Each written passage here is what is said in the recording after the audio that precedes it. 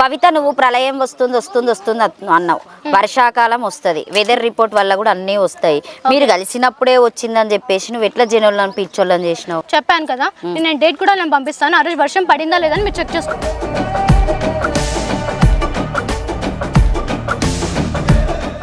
So ఇంకా ఎన్ని రోజులు చేస్తావు నీ పోరాటం? ఇట్లా విగ్రహాలు తీసిన వరకు నేను చేస్తాను అక్క. తీయవు అస్సలు? నేను తీస్తా. అది జరగని పని. ఖచ్చితంగా జరుగుతుంది. ఎట్లా జరుగుతుంది? నేను తీస్తాను. ఎవరి సపోర్ట్ ఉంది నీకు?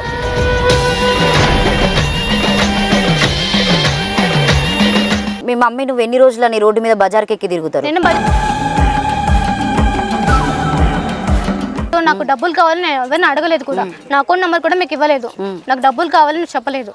నేను జస్ట్ విగ్రహాల కోసం. ఎవరు ఆ జన్మకు సంబంధించిన మీరు ముగ్గురు కలిసి జనాలను మోసం చేయడానికి మళ్ళీ సమాజంలోకి వచ్చినటువంటి చూపించండి అక్క. నమస్తే, నేను మీ anchor Lavanya. Welcome to Shiva studios. ప్రస్తుతం ఈ రోజు అయితే మేము భవిత నాగరాణి దగ్గరికి రావడం జరిగింది. సో పర్టికులర్గా తీసుకుంటే మొన్న రీసెంట్గా ఆయన లవర్ అయినటువంటి వ్యక్తి శ్రీనివాస్ గారు వచ్చి మాట్లాడడం జరిగింది. అది ఎంతవరకు నిజం అనేది అయితే ఇప్పటివరకు అయితే మాకు కూడా తెలియడం లేదు. సో ప్రజెంట్ ఈరోజు వాళ్ళు ప్రెస్ మీట్ పెట్టి ఒక వీడియో అల్చల్ చేస్తున్నారు. సో భవితని ఇంకొక అతను నా లవర్ అని చెప్పేసి, సో గత జన్మలో నేను వీళ్ళ హస్బెండ్ అని చెప్పేసి ఇంకొక అతను వచ్చి మాట్లాడడం జరుగుతుంది అని చెప్పేసి వీళ్ళైతే ఈరోజు చాలా క్లియర్గా చెప్పడం జరిగింది. సో భవిత దాని మీద ఎలా స్పందిస్తుంది, అసలు భవిత ఏం చెప్తుందని ఒకసారి భవిత మాటలను అడిగి తెలుసుకుందాం. భవిత హాయ్ రా. హాయ్ అక్క. చెప్పు భవిత, ఈరోజు స్పెషల్గా ప్రెస్ మీట్ పెట్టారు. అశ్విన్ అనే ఆ వ్యక్తి ఉన్నాడు కదా, ఆ వ్యక్తి ఇలా వీడియో తీసే బదులు డైరెక్ట్ అతను ముందు తీసుకొని వచ్చి మా నెంబర్ ఉంది కదా, మా కాంటాక్ట్ నెంబర్ ఉంది కదా, మా కాంటాక్ట్ నెంబర్ ఉన్నప్పుడు మా కాంటాక్ట్కి కాల్ చేసి ఇతను ఇలా అంటున్నాడు మీరు ఏమంటారని చెప్పేసి క్వశ్చన్ చేయాలి. కానీ యూట్యూబ్లో తనకి నచ్చినట్టు వీడియో క్రియేట్ చేసి పెట్టాల్సిన అవసరం ఏంటి? నాకు ఆ వ్యక్తి కావాలి, అతను నిజమని అంటున్నాడు కదా, దానికి సంబంధించిన ప్రూఫ్స్ నాకు కావాలి. అప్పుడు ఏం జరిగింది, నేను ఎలా చనిపోయాను, అసలు మేము దేనికోసం పుట్టాము, అవి నాకు చెప్పాలి. భవిత నువ్వు ప్రళయం వస్తుంది వస్తుంది వస్తుంది అన్నావు. వర్షాకాలం వస్తుంది, వెదర్ రిపోర్ట్ వల్ల కూడా అన్నీ వస్తాయి. మీరు కలిసినప్పుడే వచ్చిందని చెప్పేసి నువ్వు ఎట్లా జనంలో పిచ్చోళ్ళని చేసినావు? జనాలు కదక్క, నేను వెళ్ళేటప్పుడు ఆ రోజు నిజంగానే వర్షం పట్టింది. చెప్పాను కదా, నేను డేట్ కూడా నేను పంపిస్తాను. ఆ రోజు వర్షం పడిందా లేదని మీరు చెక్ చేసుకోండి.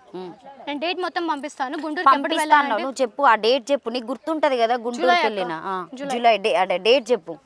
12-14 అప్పుడు వెళ్ళాము. వెళ్ళినప్పుడు నిజంగానే వర్షం పడింది అక్క.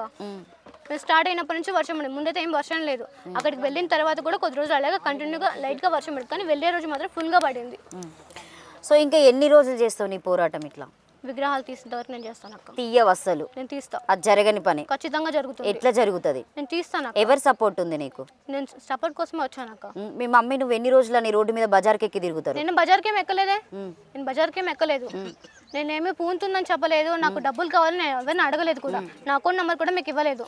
నాకు డబ్బులు కావాలని చెప్పలేదు. నేను జస్ట్ విగ్రహాల కోసం అని చెప్పా. ఫ్రేమ్ కోసం కూడా నేను రాలేదు. ఒకవేళ ఫ్రేమ్ కోసం అయితే బట్ నేను మోడలింగ్లోకి వెళ్ళి ఉండాల్సింది. మరి ఎందుకు వెళ్ళలేదు నేను?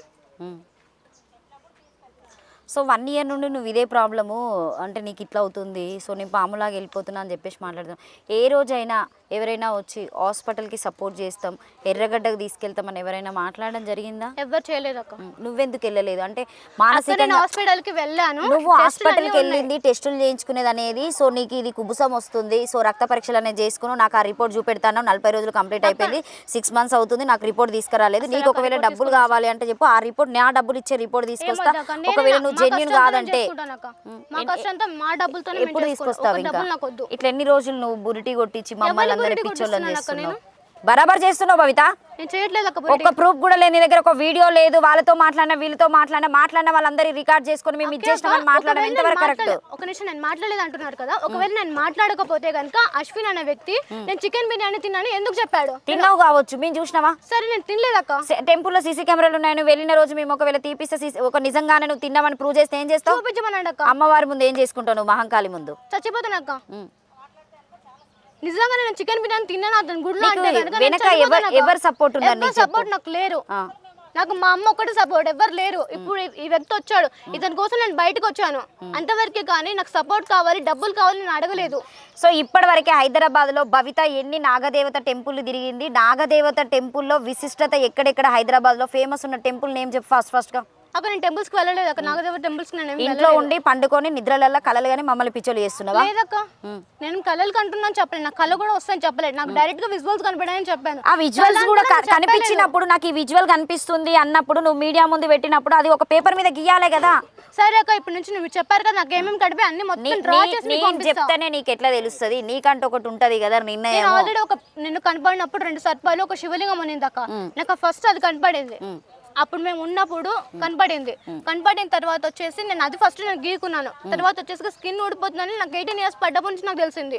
ముందు నాకు తెలియదు నేను పాముని ఇవన్నీ నేను చెప్పుకోలేదు కూడా. భవిత నీకు ఏ రోజు కూడా నేను చేసేది కరెక్ట్ కాదు, నాకు ఒక ఏజ్ వచ్చింది, చదువుకోలేదు, సో నాకు ఇట్లాంటివి ఏమీ నేను అనుభవించలేకపోతున్నా, అసలు ఏంటి నా పరిస్థితి, ఈ సిచ్యువేషన్ ఏంటి, అందరు అమ్మాయిలాగా నేను ఎందుకు ఉండలేకపోతున్నాను? నేను చాలా సఫర్ అయ్యాను, ముందు నుంచి నేను సఫర్ అయ్యాను, అందుకే నేను ఇక్కడికి రాలేదు కూడా, ఆ విగ్రహాల కోసం నేను ఫైట్ చేయలేదు కూడా. ముందు నీ మొహంలో అసలు ఒక సఫరింగ్ అనేది కాదు, ఒక బాధ అనేది అంటే బాధ జస్ట్ అడ్జస్ట్ చూపించాలి అక్క. అంటే ఆయనకి నేను ఇలా ఫీల్ అవుతున్నాను, నాకు చేస్తానే మీరు నమ్ముతారు కదా, అంటే కనుక నేను వచ్చి ఏడవాలి మీకు, అది నిజం అంటారు మీరు. కరెక్ట్ నీ దగ్గర కరెక్ట్ సబ్జెక్ట్ లేనప్పుడు మేమే అంటే మేము రిపోర్ట్లలో వచ్చిన ఎదుటి వ్యక్తుల్ని కామెంట్ పెట్టడం వాళ్ళు ఏడుస్తున్నారు కదా, ఎందుకు పిచ్చి జనాలు వచ్చి మమ్మల్ని పిచ్చలు చేసి ఉన్న నిజమైనటువంటి పూజారులనైనా ఎవరినైనా మీ బ్యాడ్ కామెంట్స్ చేస్తున్నారు కదా. మీలాంటి వాళ్ళు రావడం వల్ల ఎంతమందికి మైనస్ అవుతుందో మీకు తెలుసా ఆ విషయం? చాలా మంది ఫేక్ వాళ్ళ వల్ల ఇప్పుడు రియల్ గా ఉన్న వాళ్ళకి నమ్మట్లేదు అక్క. చాలా మంది ఫేక్ పర్సన్స్ వచ్చారు కాబట్టి రియల్ గా వచ్చిన వాళ్ళు బయటికి రాలేకపోతున్నారు. ఓకే, సో ఇక ఫైనల్గా శ్రీనివాసుని తీసుకొచ్చినావు, కూర్చోబెట్టినావు. ఆయనే శ్రీనివాస్ అనే వ్యక్తిని మీరు ప్లాన్ చేసి తీసుకురావాలి అనడానికి కారణం ఏంటి? ప్లాన్ ఏం లేదు, అతను ముందు రిపోర్ట్స్ అంటే కనుక వీడియో చూశాడు, వీడియో చూసిన తర్వాత ఆయన కాల్ చేశాడు. అప్పుడు కూడా నేను నమ్మలేదు, వెళ్ళిన తర్వాత నాకు చెప్పలేదు కూడా, ఆ తర్వాత అర్థమైంది నాకు. ఆయన గుర్తులు ఏమని చెప్పావు? ఫస్ట్ కాలకున్న మచ్చ అని చెప్పాను, సెకండ్ వచ్చేసి బాణం దిగిందని చెప్పాను కదా, నాకు ఇక్కడే బాణం తగిలింది, ఎక్కడ తగలలేదు. అంటే మీరు ఇద్దరు మాట్లాడుకున్నారా నాకు గుర్తులు ఉన్నాయి ఈ గుర్తులు ఉన్నాయని? లేదక్క, ఫస్ట్ తను నాకు సపోర్ట్ చేస్తా అన్నాడు కానీ నేను నీకు సంబంధించిన వ్యక్తిని నాకు ముందు చెప్పలేదు. నేను కనుక్కున్నాను, అతను నాకు చెప్పలేదు ముందు, నేను కనుక్కున్నాను. అందగాడిని పట్టుకొస్తాం అనుకుంటా అక్కడ నేను ఏమని చెప్పాను, నాకంటే ముందు పట్టుకొచ్చావా? ఒక్క నిమిషం, నేను పండితుడు నేను చెప్పలేదు, స్వామీజీ అని కూడా నేను చెప్పలేదు. ఎవరు ఆ జన్మకు సంబంధించిన మీరు ముగ్గురు కలిసి జనాలను మోసం చేయడానికి మళ్ళీ సమాజంలోకి వచ్చినటువంటి చూపించండి అక్క, మరి ఫేక్ అని ప్రూవ్ చేయండి. మరి నువ్వు నిజమని నువ్వు ఫస్ట్ ప్రూవ్ చేయి. శ్రీనివాసుని తీసుకొచ్చినావు, అడ్డంగా ప్రెస్ మీట్ అని చెప్పినావు, ఆయన దొంగలాగా పారిపోయింది, ఈ రోజు ప్రెస్ మీట్ కి రాలేదు. ఈ రోజు నువ్వేదో మాట్లాడితే ఎట్లా గుర్తుంది అనుకుంటున్నావు భవిత? బరాబర్ నువ్వు ప్రెస్ మీట్ పెట్టినప్పుడు శ్రీనివాసుని తీసుకురావాలి కదా, ఎందుకు తీసుకురాలేదు? మరి భయపడి రాలేదు ఆయన? ఫోన్ లో 100 మాట్లాడతారు భవిత, నేను కూడా మాట్లాడిస్తాను మస్తు మందితో ఫోన్ లో. సరే అక్క, డైరెక్ట్ తీసుకుని వస్తాను. తీసుకొచ్చిన రోజు ప్రెస్ మీట్ పెట్టి మీరు ఏంది నా మీద ఇట్లా ఒక ఇది అవుతుంది కదా, ఒకరు వచ్చి మాట్లాడుతున్నారు, నేనే నిజమైన వ్యక్తిని, నేనే భవితకి లవ్వర్ని, నేనే భవితకు మొగుడు అని చెప్పేసి ఆయన ముందు నిలబడి బట్టలు ఇప్పేలాగా చూపించాలి నువ్వు. అప్పుడు నేను జనాలు నమ్ముతారా నమ్మదని సెకండరీ.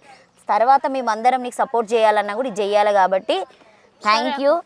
బట్ ఏదున్నా నేను ఇబ్బంది పెట్టినామని ఎప్పుడు అనుకోవద్దు. సో జనాల కోసము నువ్వేంట అనేది తెలియడం కోసమే ఏ యాంకర్ అయినా నేను గట్టిగా క్వశ్చన్ చేయడానికి ఉంటుంది. దాన్ని తీసుకొని పెట్టిందే మీరు చెప్పారక్క, మీరేమి ఫేక్ గా అంటే రాంగ్. ఏం జరిగింది పౌర్ణమి రోజు? ఎలాంటి కళ వచ్చింది?